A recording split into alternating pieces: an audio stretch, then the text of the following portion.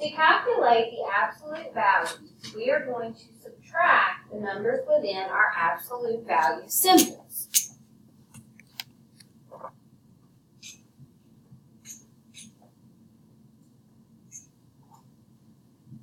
So remember, to find the distance of each value, we're going to subtract the value from our mean. So our mean was 79 and 1/10. Then I subtracted all of the scores that the students scored on their science test. After we find the distance of each of these values from the mean, we are going to find the mean of those distances.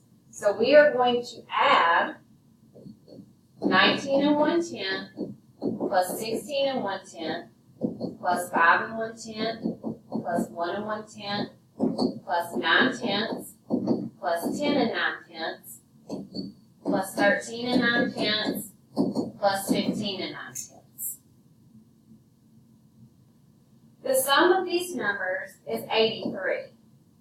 Next, we're going to calculate the mean, so we're going to divide that number by 8 because there are 8 numbers within our set, and that gives us 10 and 375 thousandths.